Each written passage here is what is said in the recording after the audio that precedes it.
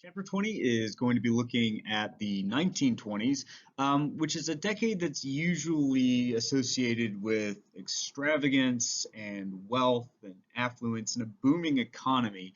Um, and while that is kind of true, it's important to keep in mind going in that the prosperity of the 1920s is really built on a shaky foundation, which is why at the end of this chapter, we will see the stock market crash and the United States enter the Great Depression. Um, but the 1920s is also very much a reaction in some ways to the progressivism of the previous few decades. Also, it's a reaction to the internationalism of our involvement in World War I. And in a lot of respects, this tends to be a pretty conservative decade, as many Americans look to try to revert to a more traditional status quo, kind of that return to normalcy that Warren G. Harding had promised during his election in 1920. So question number one tackles that right off the bat. It says, in what ways were the 1920s a conservative decade? So, nativism and racism were characteristic of the 1920s, and a lot of the anti-immigration sentiment, at least, was held over from World War I and long-standing nativism against the new immigrants from Southern and Eastern Europe who had been entering the United States in a wave starting in the 1880s. In 1921, Congress will pass a law called the Emergency Quota Act, and in 1924, a more sweeping and ultimately more important law called the National Origins Act. Both of these limited immigration by setting strict quotas on the number of immigrants certain countries could send to the United States. And since they're trying to discourage the new immigrants, the quotas for Eastern and Southern European nations is much lower than it is in, say, Northern or Western European nations.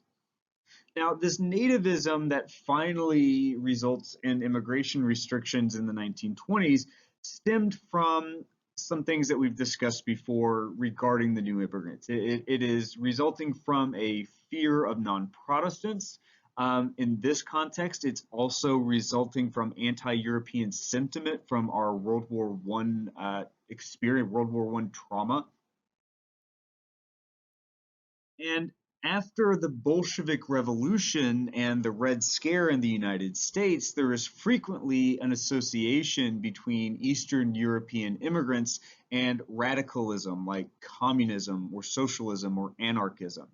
And as always, any nativist reaction to immigrants stems, at least in part, from a kind of typical fear of job losses to immigrant laborers who might work for cheaper wages.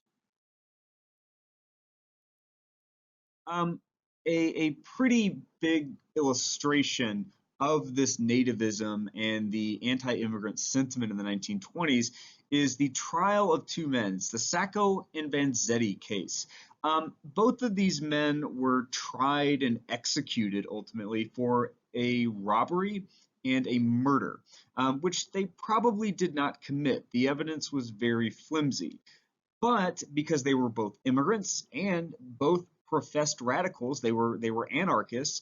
Uh, they ended up being scapegoated and sent to be executed. Not so much on the weight of the evidence as it was their ethnic identity and their political associations. This case earned worldwide press and some definite outcry overseas. And it really illustrated America's struggle in grappling with immigration during this period and the nativist reactions to it. I also said racism was characteristic of the 1920s. So the 1920s sees a resurgence of the Ku Klux Klan, which started to started to build up again after 1915, when a film called Birth of a Nation was released that portrayed the Ku Klux Klan in the Reconstruction period in a very positive light. like they were noble crusaders protecting the South from the abuses of freed slaves that were in the movie roaming around like these huge mobs of criminals. And it almost appeared, it's almost a zombie movie in a certain respect. Um, but the Klan will grow partially in response to the popularity of this movie, but also the Klan is anti-immigrant. They are anti-Catholic. So whereas the first Ku Klux Klan emerged to resist Reconstruction and to try to use terrorism to control freed slaves, the second Klan, while still directing their animosity toward African Americans, have also expanded to include immigrants as well as Jewish Americans and Catholic Americans, I should say, as well.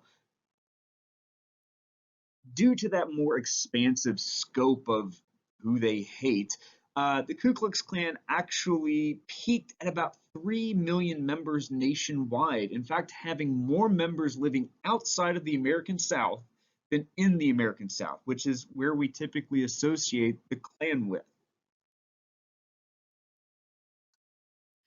Another conservative element of the 1920s is that this is the decade of prohibition. We know that the 18th Amendment was ratified in 1919 and it banned the manufacture, sale, and transportation of alcohol. It had been used as a way to target immigrants who allegedly lacked Protestant self-control. And we know that during the war, it targeted German Americans who oftentimes ran breweries. Also, during World War I, it was portrayed as purifying citizens, like purifying the world for democracy. And it was also a way to save grain for the war effort. In the 1920s, Congress will pass a law called the Volstead Act. The Volstead Act will create an agency to enforce the 18th Amendment, so an agency to enforce prohibition. This will later become the FBI, more or less.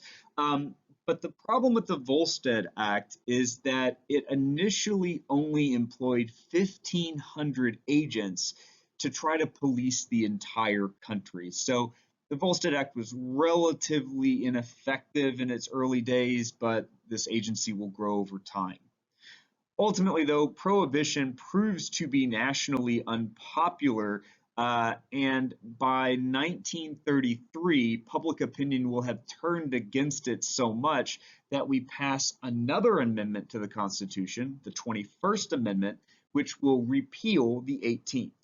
But nonetheless, prohibition will last from 1919 to 1933. So the 1920s are an era that is allegedly dry, or an era of prohibition where alcohol is effectively illegal. Another conservative element is religious fundamentalism emerged as a kind of reaction to the cultural and scientific changes of the modern age. And religious fundamentalism stressed a literal approach to the Bible and a literal approach to the Christian religion. It was particularly popular in the South and Midwest, where evangelists, notably a man named Billy Sunday, became very popular and drew enormous crowds in efforts to evangelize many listeners who had perhaps drifted away or backslided away from more traditional religion. And fundamentalism also enters into the political and legal arena too, as some states are passing strict laws that are influenced by fundamentalist Christianity, including those that, or rather laws that prohibit the teaching of evolution in classrooms.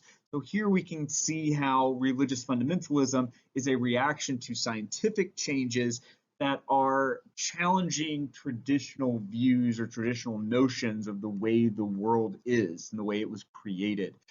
So we see this most bombastically in the Scopes monkey trial. Scopes monkey trial took place in 1925, and it was effectively an argument over the teaching of evolution in schools. A Tennessee school teacher had intentionally violated a law that said that you could not teach evolution in the classroom, and that goes to court, and it becomes a national spectacle that illustrates the cultural divisions of the 1920s between fundamentalism and modernism. And a big part of the reason this gets so sensationalized is the lawyers themselves.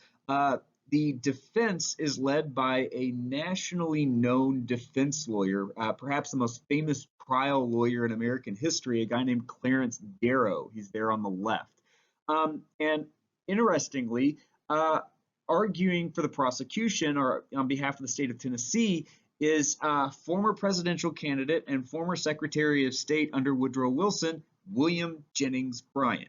So this draws a lot of attention, and it gets played on the radio, and ultimately it's really a debate between modernism and fundamentalism.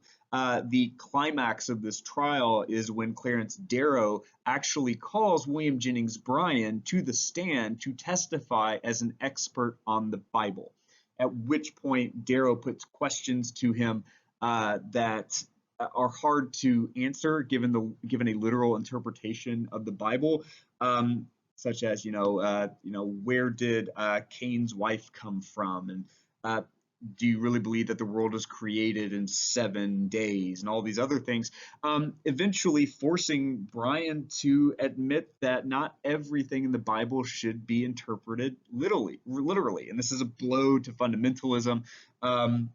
Nonetheless, the Tennessee teacher is found guilty because he obviously violated the law, but the work here had been done. It had called this fundamentalist movement into question, and future laws such as this into question as well.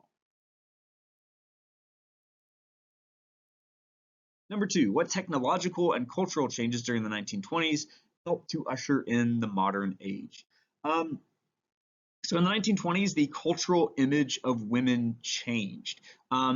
So-called flappers became the symbol of the 1920s, and these were young women who rejected Victorian traditionalism, and they often tended to be more politically participatory as well. Oftentimes, flappers are identified by the way that they dressed: shorter skirts, long beads, close cropped hair, close fitting knit caps and things. But their behavior is probably what's more notable. Here we see women rejecting old notions such as that old cult of domesticity, where they are more apt to leave the house without a male family member as an escort. They're more likely to engage in heterosocial activity, meaning boys and girls interacting together in the social space. They tended to be act in ways that challenge gender norms. So they would be loud in public, whereas a woman was supposed to be quiet. They would smoke in public, drink in public. They would cuss and other things like that. So they really pushed the boundaries of gender norms for the time. And while flappers were by no means the majority of the female population, their influence was heavily felt in the 1920s and beyond.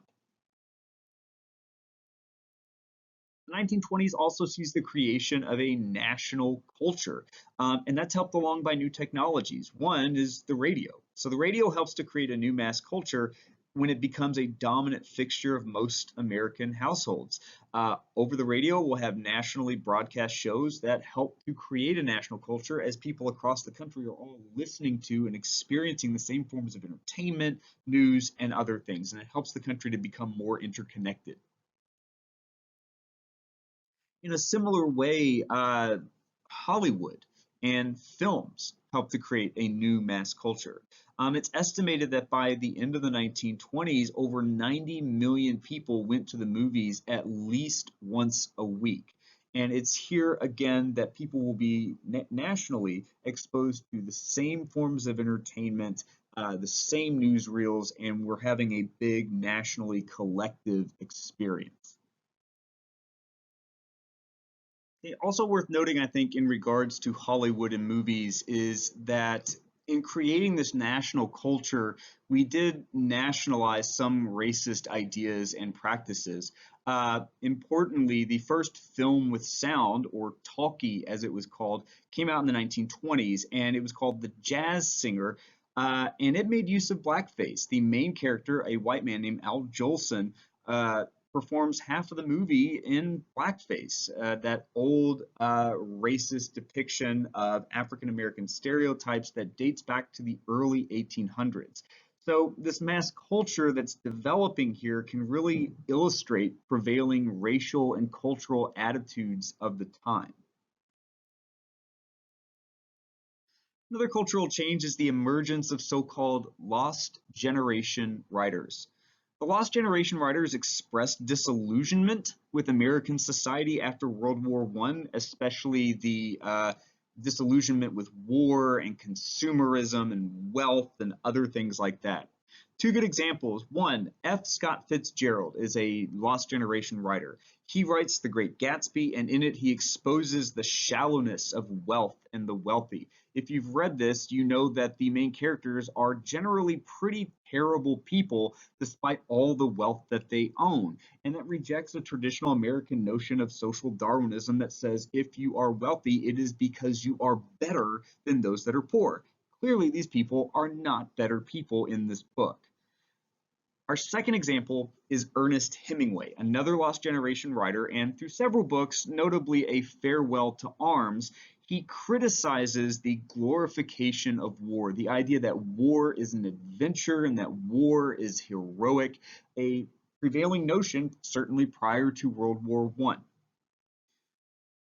Before moving on from this, I want to go ahead and draw this connection, even though we haven't gotten to it yet.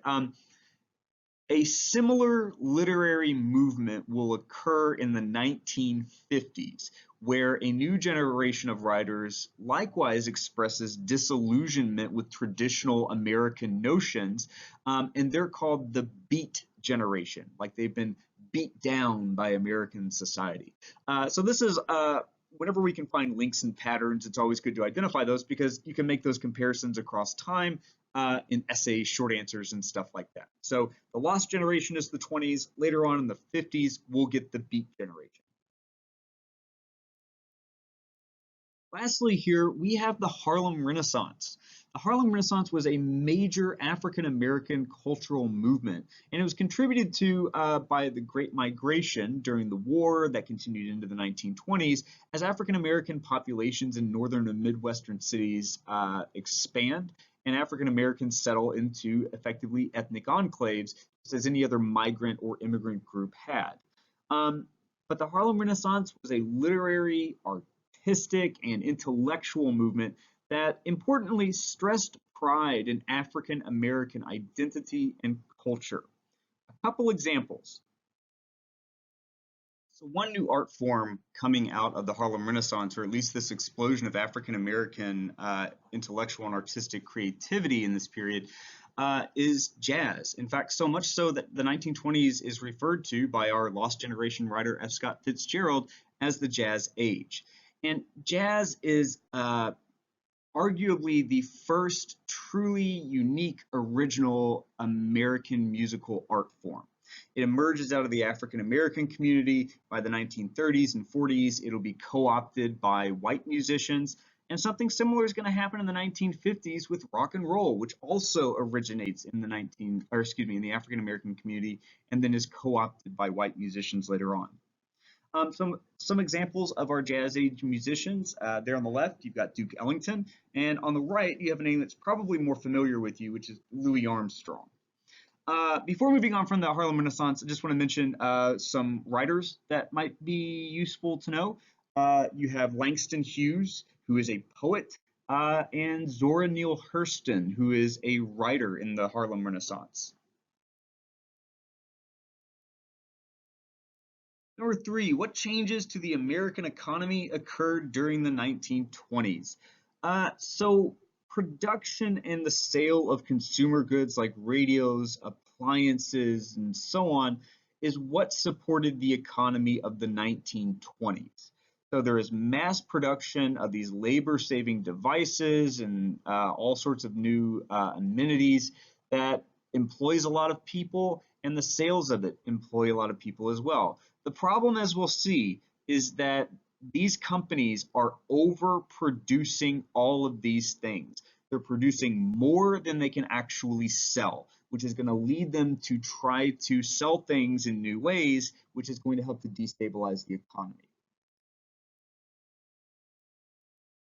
kind of a preview for this, we have the plight of farmers in the 1920s. Farmers have been overproducing since the end of World War I. They had ramped up production during the war to supply for the war effort, but they never lowered it afterward. Many of them had taken out loans to buy more land or farm equipment so that they could produce more during the war, and now they've got to pay those back, so they didn't take production back down. And the problem becomes the farm prices will fall as demand stays the same, whereas supply is just too high. So again, they had increased their production to supply the war effort and then never lowered it after the war ended, which led farm prices to fall dramatically. Now back to the industrial end of things. Mass production really accelerated during the 1920s. One big contributor to this was Ford and the introduction of the assembly line. And it's mass production through more efficient means like the assembly line that will allow for prices for goods to go lower and allow for mass consumption of these products by individuals who might not have otherwise been able to buy them before. But still, the problem these companies are facing is that they are overproducing practically everything. So companies are going to have to try to expand their markets, try to expand to sell to more people, and at that, people that they might not have been able to sell to before. The companies are going to make use of mass advertising for consumer goods using psychology to try to appeal to consumers. But most dangerous here is that companies begin to advertise really easy terms of credit and layaway in order to encourage purchases that people couldn't otherwise afford. So companies and banks begin to loan to people that had been considered too risky to loan to in the past. So a lot of people are taking on debt to buy these labor-saving devices like washing machines or appliances like radios or automobiles or any other number of things, um, and they're not going to be able to pay them back. And the another effect of this, as we'll see, is that it inflates the value of a company. When a company says, we sold 1 million cars last year, so we should be valued at X amount of dollars because we sold 1 million cars. Well, in reality, maybe they only sold 200,000 cars because they only had that much money, because the rest of it, it's all on credit. So they don't really have that cash on hand like their stock might indicate. And once the market figures that out, it's going to correct, and it's going to correct downward very sharply. And that's going to be the stock market crash in 1929. Number 4, what political policies resulted from a decade of Republican control in the 1920s? So remember, Warren G. Harding was elected in 1920s, a conservative Republican who promised a return to normalcy. And this promised to move America away from the internationalism and progressivism of the previous decade. His successors, also Republicans in the 1920s, will follow the same kind of attitude and philosophy of Warren G. Harding and with visions of a more conservative decade. So for example, Calvin Coolidge will be elected in 1924. Harding's going to die in office, which is why this happens. So Calvin Coolidge, another Republican, is elected in 1924. He is going to follow a policy generally of non-intervention in the economy, this old traditional policy of laissez-faire, that the government should be hands-off with the economy, allow it to function without any kind of interference whatsoever. In terms of foreign policy, the idea of isolationism becomes the guiding force of US foreign policy. This means that we are going to stay out of conflicts around the globe and effectively keep to ourselves. Americans were generally disillusioned by our involvement in World War I and were resentful of countries that were sending immigrants to the United States. So that's why we see immigration restrictions during this period, but it's also why we see presidents and Congress acting in a way to kind of isolate the United States from world affairs. We already know that Congress refused to ratify the Treaty of Versailles and they refused to join the League of Nations. And that's a very early rejection of internationalism and an indicator of the isolationism of the decade to come. Well, also, although this happens in 1930, we're also going to pass higher tariffs to try to keep out foreign goods. The worst of these, like I say, is in 1930. It's called the Smoot-Hawley tariff, and it's going to be such a high tariff or tax on imported goods that it's actually going to have the effect of depressing international trade and making the worldwide Great Depression even worse. Politically, we have the Washington Disarmament Conference in 1921. It's also known as the Washington Naval Conference. Either will do. But here, President Warren G. Harding pressed for a reduction of naval power among countries like Britain, France, Japan, Italy, and the US. So it's an effort to try to reduce the size of navies and militaries in order to prevent the kind of militarism that led to World War I. In a similar way, the United States was among 63 nations to sign a pact called the Kellogg-Briand Pact. The Kellogg-Briand Pact was signed by, like I say, 63 countries, and it renounced war as a tool of foreign policy. So it's a very symbolic document in which 63 nations say that they're no longer going to use war as a tool of their foreign policy. However, the Kellogg-Briand Pact is unenforceable and therefore it's meaningless. So it's a very symbolic action, but not one that has a lot of real world effects. Certainly World War II is coming up, but it is still indicative of America's isolationist stance in the 1920s. All right, number 5. What were the causes of the Great Depression and how effective were government's responses by 1932? So Herbert Hoover, a Republican, was elected president in 1928. And at first glance, he would seem like a man who would be able to handle the economy or hold the reins of the economy pretty effectively. Remember, he had directed the Food Administration in World War I, effectively directing food production, rationing, and other things. But on October 29th, 1921, the stock market will crash. And we know this as Black Tuesday.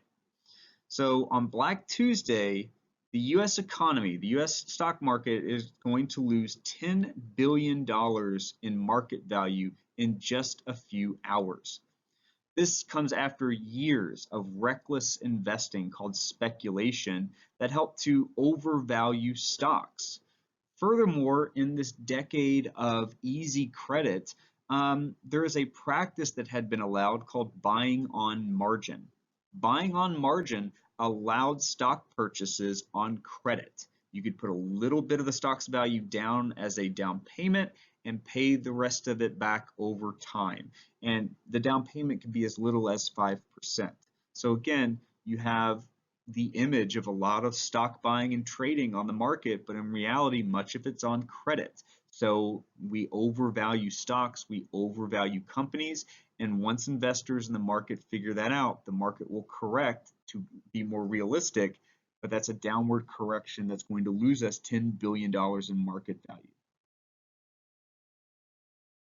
Other causes of the Great Depression and the stock market crash include overproduction of goods that we talked about before and underconsumption. So in other words, there is just more supply than demand, which is why these companies are trying to sell consumer goods like appliances and cars on easy credit or on layaway. We also had mentioned before the decline in farm prosperity, and that will continue into the 1920s. With the stock market crash, businesses across the country begin to shut their doors and lay off their workers. Unemployment is going to skyrocket to a record 25%, meaning 1 in 4 Americans who want to work simply cannot find a job. Furthermore, banks fail during this period. Keep in mind that the way that banks typically make money is they use your money to invest in the stock market. That's why when you put money into a savings account, the bank pays you interest. What they're doing is they're paying you for the use of your money, which they invest in the stock market to make themselves some more money. The problem is when the market loses $10 billion in the stock market crash on Black Tuesday, banks lose that money just as well as individuals do. And at this time, bank deposits aren't insured by the government. So if the bank loses your money, it's just gone. Thousands of people across the country lose their life savings. In fact, a staggering statistic is that between 1929, when the market crashes, and 1932, when we get a new president, 1/3 of all banks nationwide close their doors. When people lose their jobs, when they lose their savings, people fall into poverty. Banks foreclose on their homes and they're evicted, some of which construct these shanty towns out of scrap metal and scrap wood and other things on public spaces, and they nickname them Hoovervilles. They're basically shanty towns full of the suddenly homeless that are built in oftentimes public parks. So this is a Hooverville that you see here that was constructed in Central Park in New York City during the Great Depression. Many Americans went on the road searching for work, others waited in bread lines or at soup kitchens, and many Americans blamed themselves for their financial plight, even though much of it was well outside of their control. These economic forces were beyond the control of an individual. But there is a longstanding tradition at this time that Americans are, laissez-faire. They're totally responsible for their financial situation, and it's not the government's responsibility to get involved to help them in any way.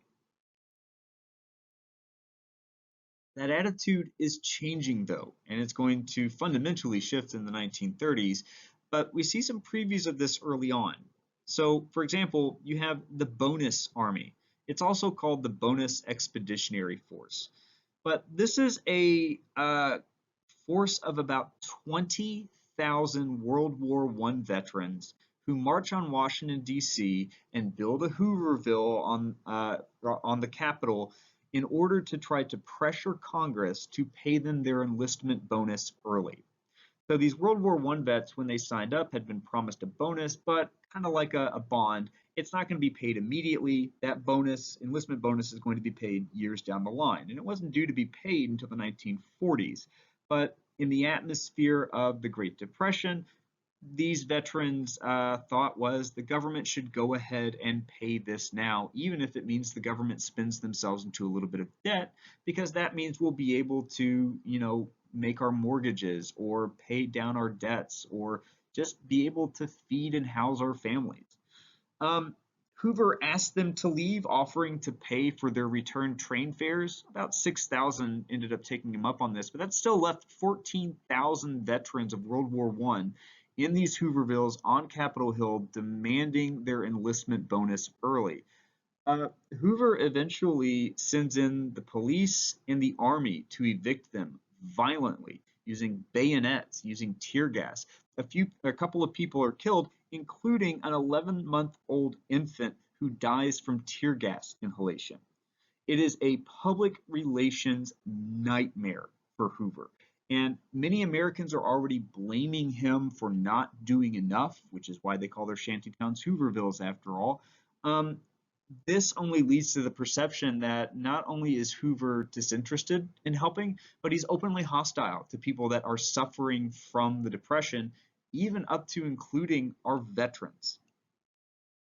Oh, by the way, this is 1932. It's an election year. So Hoover's response to the Bonus Army marchers doesn't help his re-election prospects. So again, many Americans saw Hoover's response to the Great Depression as being inadequate. Hoover was a traditional laissez-faire Republican. He opposed direct government intervention in the economy.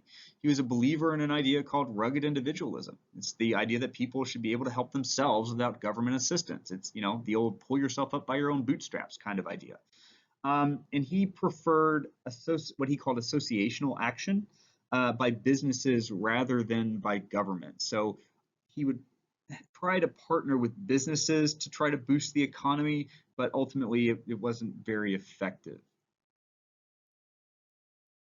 A couple of government actions he did try, but that were not helpful or were too little too late, is one, the Holly Smoot tariff.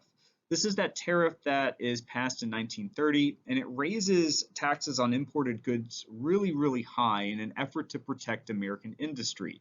If foreign goods are too expensive, that means that Americans will buy from American factories, which will boost the economy, open up new factories, get people hired, that kind of thing.